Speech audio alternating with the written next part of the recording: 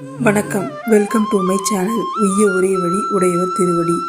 நாம் தினமொரு பாசுரம் என்ற தலைப்பில் திருப்பாவையின் பாடல்களை அனுபவிச்சுக்கிட்டு வரோம்.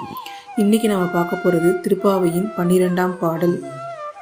அனைத்து இளங்கன்று எருமை கன்றிற்கிறங்கி நினைத்த முளைவழியே நின்று பால் சோர நனைத்து இல்லம் சேராக்கும் நற்செல்வன் தங்காய் பனிதலை வீழ நின்வாசல் கடைபற்றி சினத்தினால் தென்னிலங்கை கோமானை செற்ற மனத்துக்கினியானை பாடவும் நீ வாழ்த்திரவாய்.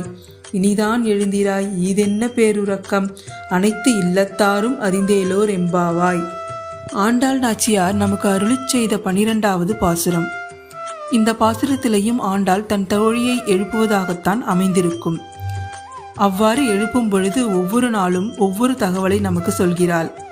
முதல்ல 2 வரிகளுக்கான அர்த்தத்தை பார்ப்போம்.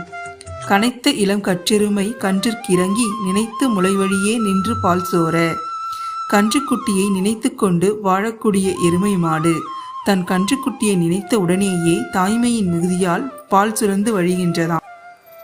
அந்த பால் என்னவாக ஆகின்றதாம் அடுத்த வரிகளில் சொல்றாரு பாருங்க.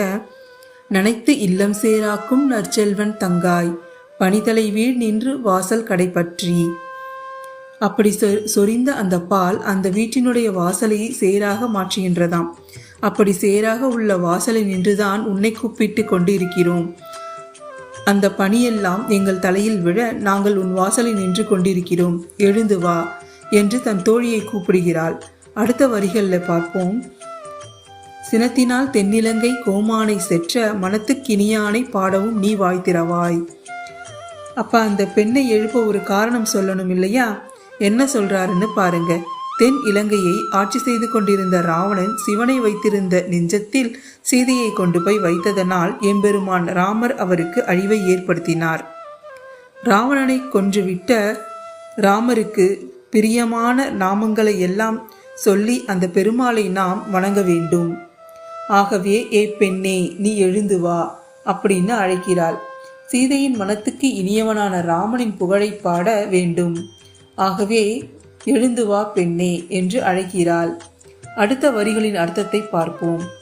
இனிதான் எழுந்திராய் ஈதென்ன பேருறக்கம் அனைத்து இல்லத்தாரும் அறிந்தேலோர் எம்பாவாய். ஏ பெண்ணே நீ உறங்கியது போதும், இனியாவது எழுந்திரு.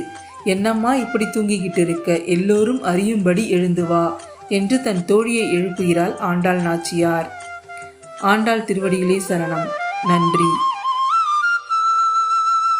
இந்த வீடியோ உங்களுக்கு பிடிச்சிருந்தா லைக் பண்ணுங்க, ஷேர் பண்ணுங்க, மறக்காம சப்ஸ்கிரைப் பண்ணுங்க.